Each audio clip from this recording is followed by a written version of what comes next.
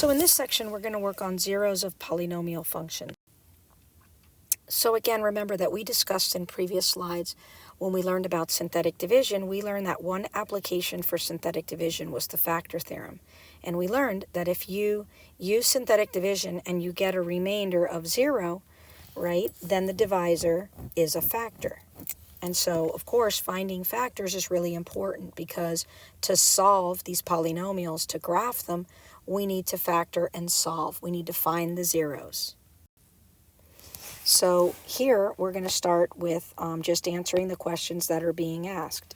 So in this problem here, they're saying they want me to factor this polynomial. Now I think there's a typo here. I think they don't want the solution x is 3. I think they're trying to tell me that the equation that would go with that, or the expression, is x plus 3. So if x plus 3 is a factor, fully factor this polynomial. So how I start is I'm going to put it in synthetic division form. I'm going to look for any missing values, and I'm going to be sure to insert a placeholder. Thankfully, nothing's missing. I don't need a placeholder. And if x plus 3 is a factor, then I know negative 3 is what x equals, right? Because this leads to x equals negative 3. And that would be my 0. So I think that's how they wanted to write it in the original problem. So if I have the binomial x plus 3, I insert the minus 3 into the synthetic division, and I'm going to do the math. And if I do the math correctly, I'm going to get a remainder that is 0. And I should, because remember, they already told me it's a factor. And I know if it's a factor, the remainder equals 0. So I fully expected to get 0 here.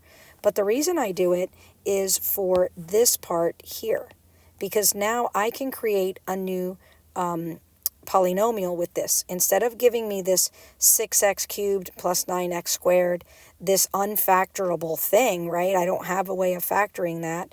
Now I'm narrowing it down, and because this is a cubed, I'm going to go to 6x squared plus x minus 1, and I have now another factor, right? So now I've got x plus 3 is one factor, and 6x plus x, or 6x squared plus x minus 1 is another. The nice thing is this factor is factorable. My product is negative 6, my sum is positive 1, and I know that positive 3 and negative 2 will give me that. So this expands to 6x squared plus 3x minus 2x minus 1. Remember, we factor these by grouping.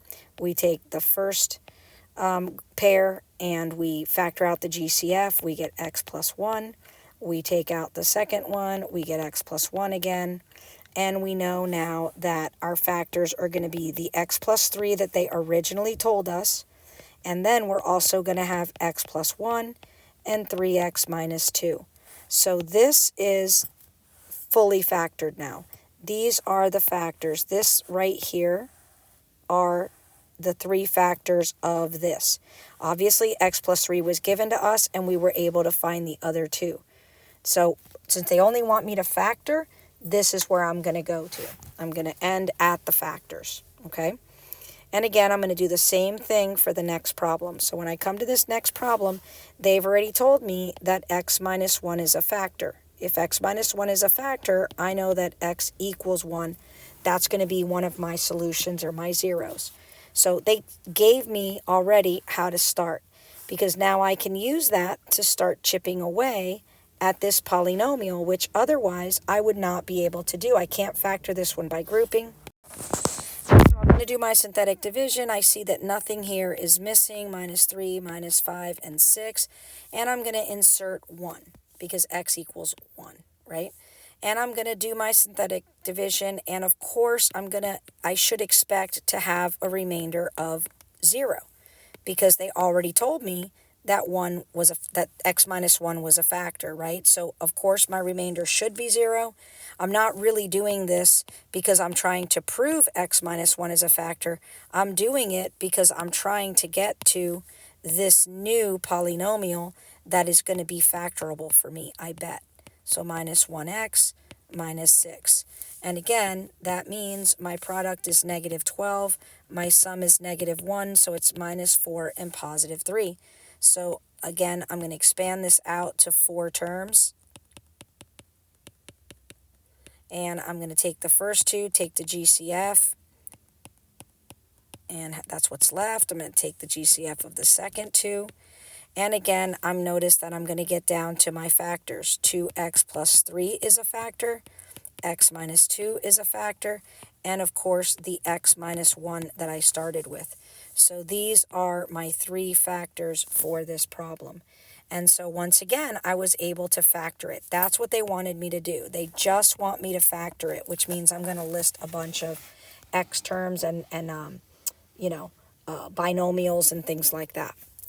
From factoring, I'm going to end up getting to finding the zeros. Finding the zeros is where I set all these factors equal to 0, and then I say, oh, x is 1, x is negative 3 over 2, and x is 2. I take this one step further and solve it, and those things, I know those solutions or zeros are my x-intercepts, and that's what I need to be able to graph this.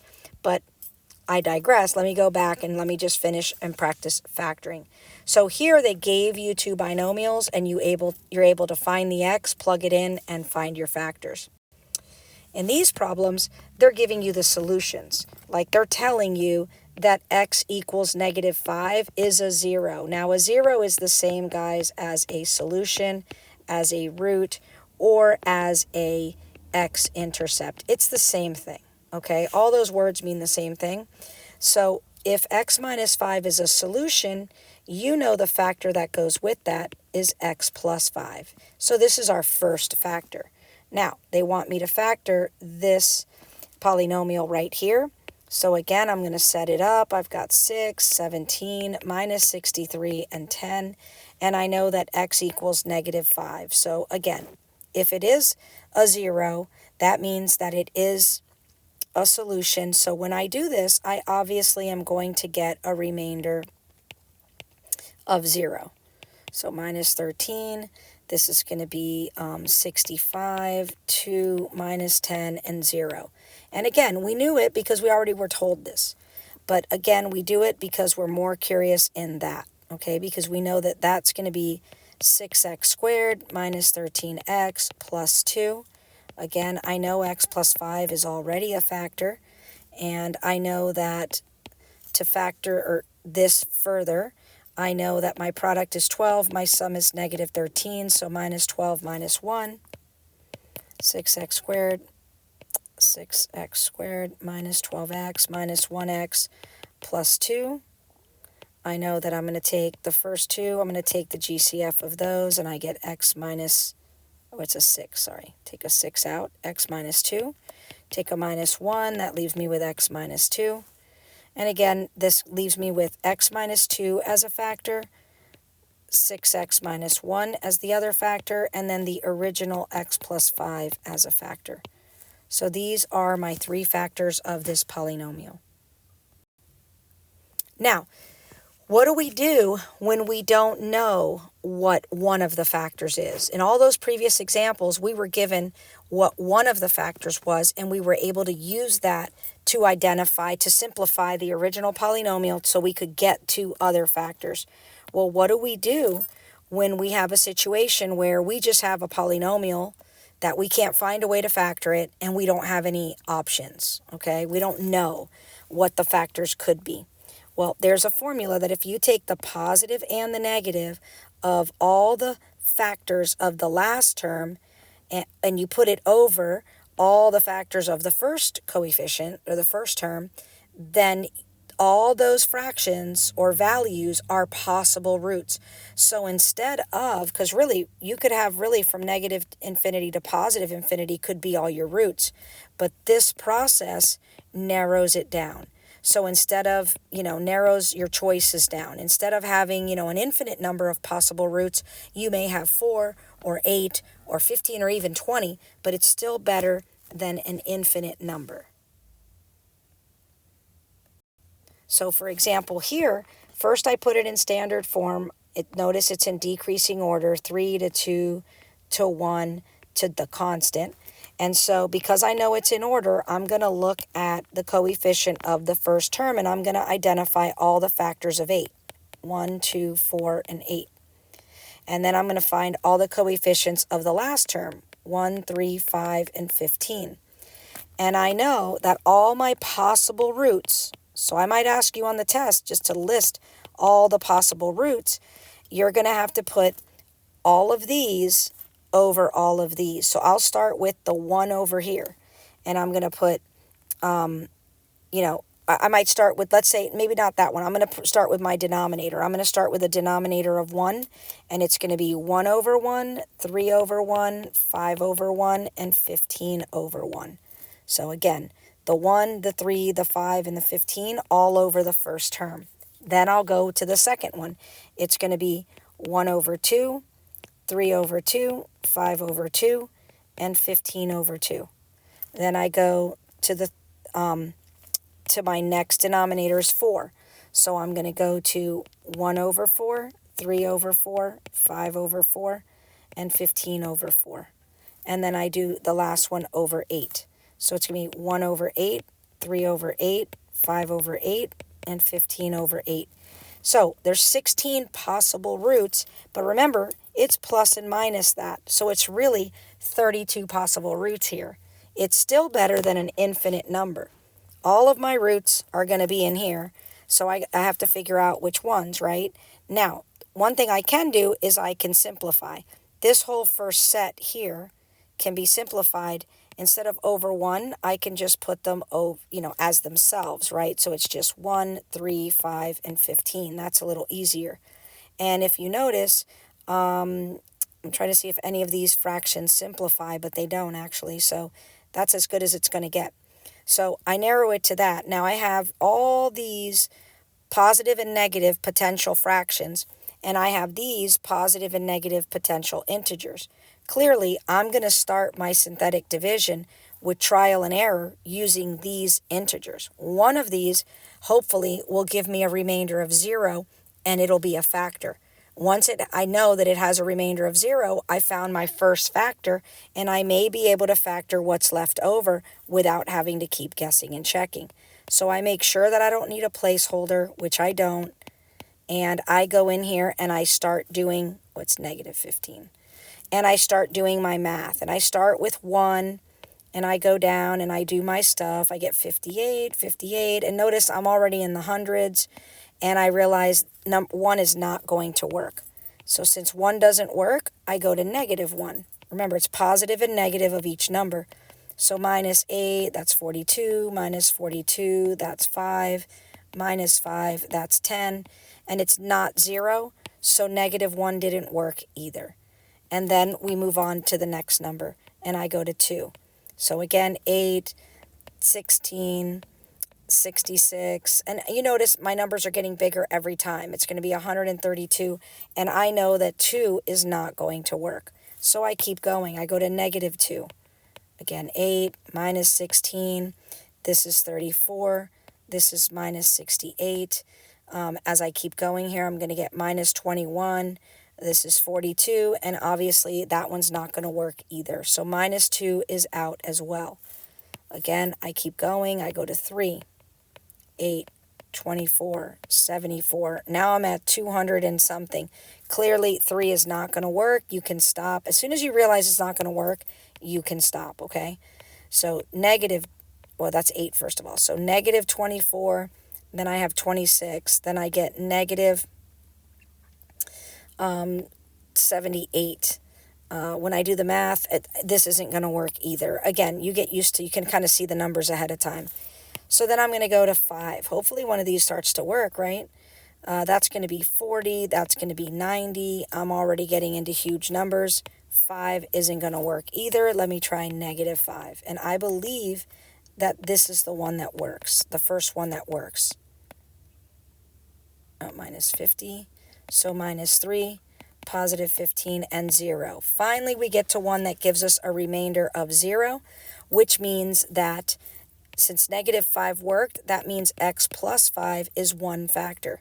Now this becomes 8x squared plus 10x minus 3. So here, 8x squared plus 10x minus 3. And I know that I can factor this. This is minus 24, sum of 10. This is 12 and negative 2. So we finally got to something that we could factor. minus 2x minus 3. Again, first two, take out 4x. It leaves me with 2x plus 3 minus 1, 2x plus 3. So my factors are 4x minus 1, 2x plus 3, and I bring down the first one that I found, which was x plus 5. And so now I'm able to factor. Now here, notice the instructions are to find the zeros. So this whole guessing and checking using the factor theorem was just helping me identify my first factor. And then I chipped away at my polynomial. It became, instead of a 4-term, it became a 3-term that I was able to factor. Now once I factored it, if they want the zeros, I have to set each factor equal to 0 and solve for each one. So negative 5, 4x minus 1 is 0, 4x equals 1, x equals 1/4. And the last one, 2x plus 3 equals 0, 2x equals negative 3, and x is negative 3 over 2. And if you go back to our original list of possible roots, notice that negative 5, because remember, it's plus and minus. Negative 5, it's a quarter, that was here, and it's negative 3 over 2. So they were there. It was one of those 16, there were 3 of those 16 choices.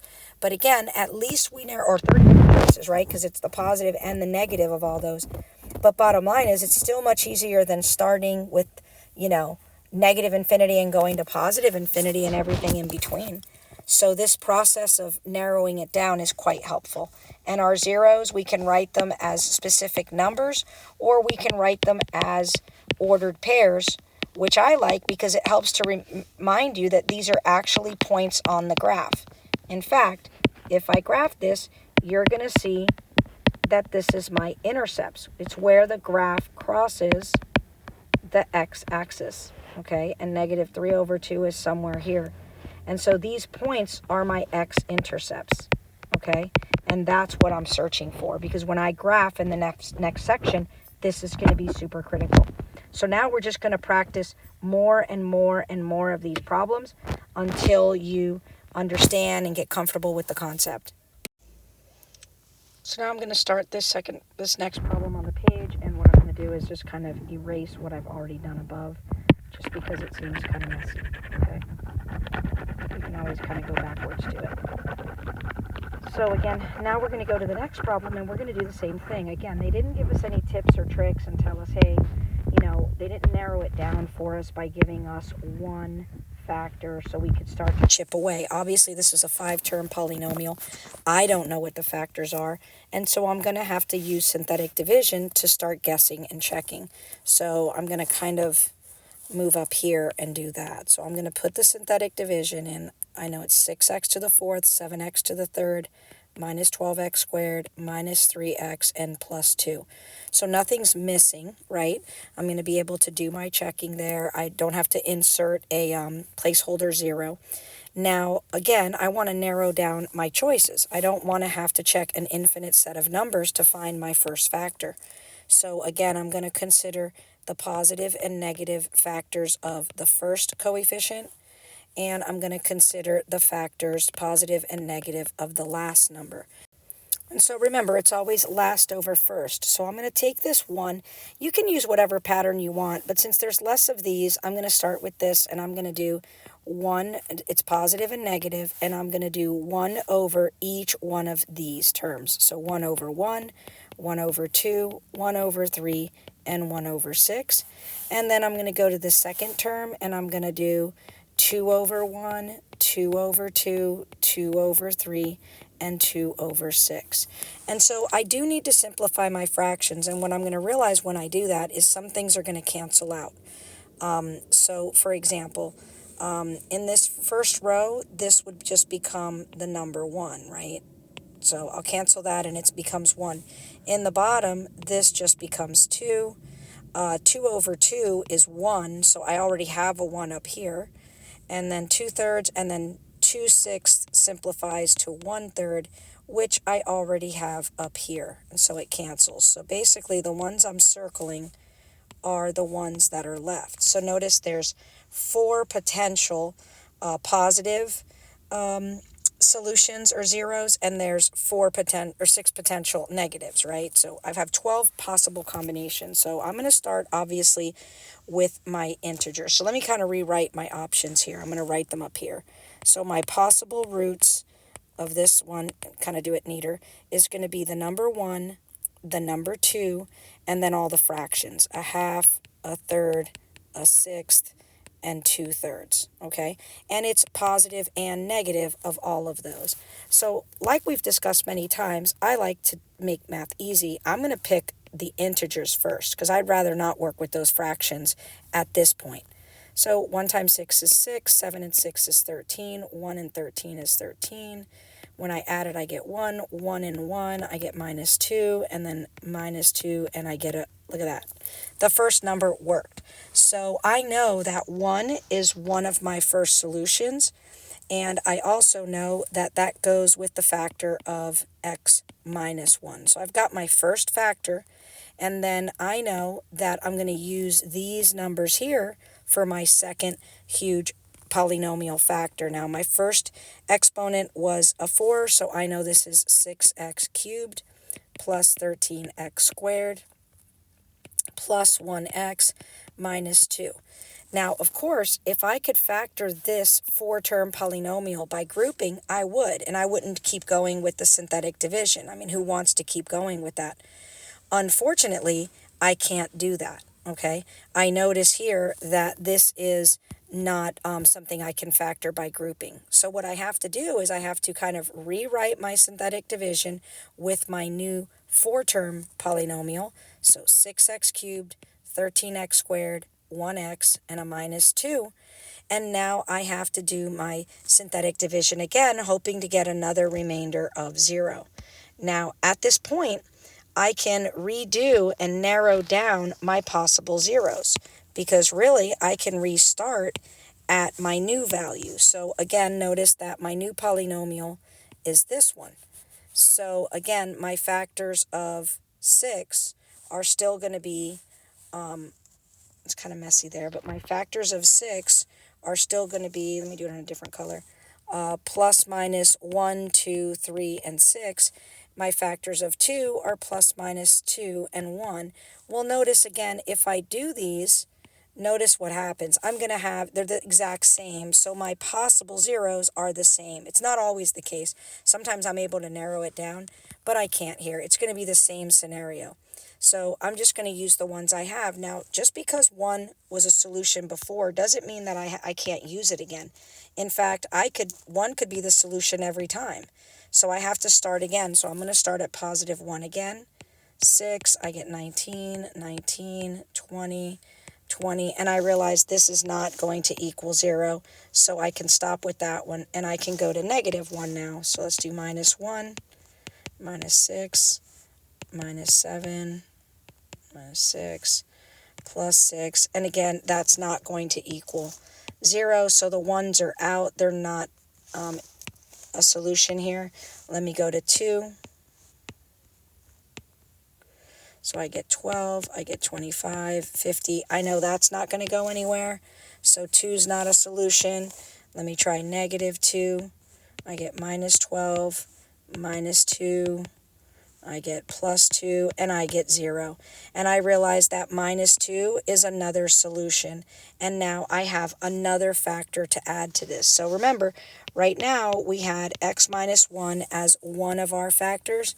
Now we have x plus 2 as another factor, because again, we know that -2 is a solution. So again, I'm going to now make a new polynomial. It's going to be a 6x squared this time, because remember I started at the cube now, and then plus x minus 1, and that one I know is factorable. If I take this and I try to factor it, the product is -6, the sum is +1. We're looking at +3 minus 2. So 6x squared plus 3x minus 2x minus 1. Again, GCF of that first group, 2x plus 1, 2x plus 1, and my factors are 3x minus 1 and 2x plus 1. So now I'm going to add those two here. So 3x, not add it, but I'm going to join it to the other ones. And now I have my 4 factors of this polynomial. So I found the first one here, x minus 1. I found the second one here, and now I found the other 2. So now if they want me to find the zeros, again, I make each one of these equal to 0, and I know if x minus 1 equals 0, then x would be 1. If x plus 2 equals 0, then x is negative 2. If 3x minus 1 equals 0, then x is a positive 1/3. And if 2x plus 1 equals 0, x is a negative 1/2.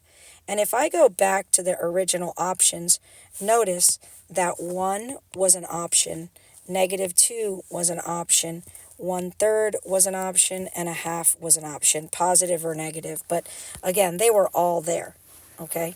It's just a matter of finding them. So that's how I find the zeros using this method. So again, we've got more problems, more of the same. You know, some of them are just a little bit more challenging maybe. Sometimes they have extra little challenges to them. So I'm going to do them. Again, I'm going to come over to here. The first thing I notice is that there's a missing spot here. I'm missing an x to the first power, so I'm going to insert the placeholder. And then at this point, I'm able to do my synthetic division, 1, 4, 0, and negative 5. Now I have to think of my possible roots. The first one here is plus minus 1. This is plus minus 1 and 5. Thankfully, my possible roots are not going to be too many. My possible roots, again, I'm going to take these and I'm going to do plus minus 1 over the 1 and 5 over the 1. So my possible roots are plus minus 1 and plus minus 5. So I have 4 possible roots here, okay? Now I'm going to go to my synthetic division and I'm going to start.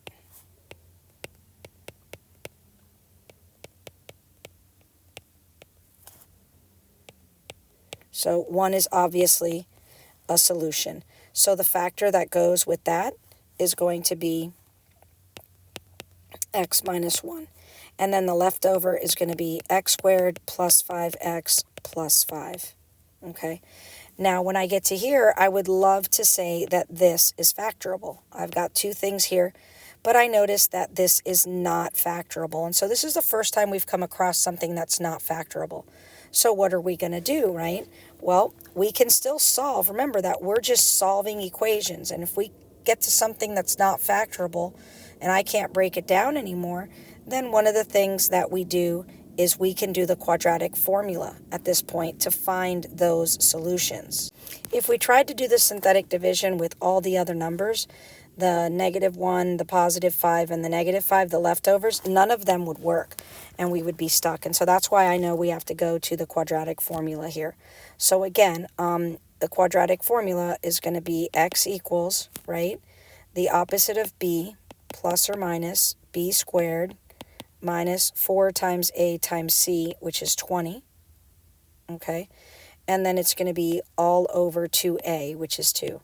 So again, minus 5 plus minus the square root of 5 all over 2. So these are the 2 solutions. They're real solutions. They just not really some things I can factor here. And so again, that's one solution. And then the other solution is obviously the one that I found here, where x is 1. So these are my solutions. And again, guys, we talked about this many times, but if I have an x to the 3rd power, I should end up with 3 solutions, and I do. So these are my zeros here, okay? Again, we're going to go down to the next one. We're going to keep going here.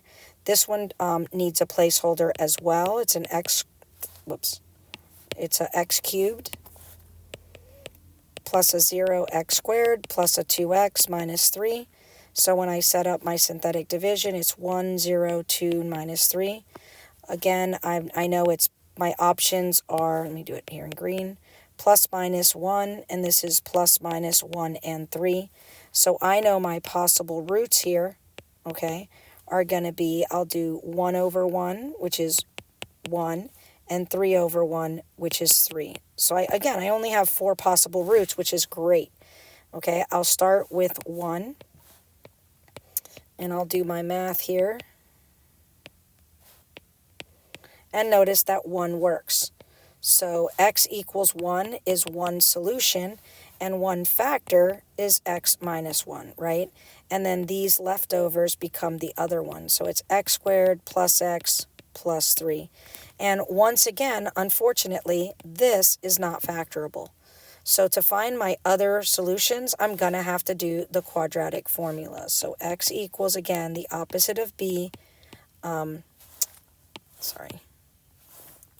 It's going to equal the opposite of b plus or minus, again, b squared minus 4 times a times c, which means minus 4 times 1 is minus 4, and minus 4 times 3 is minus 12.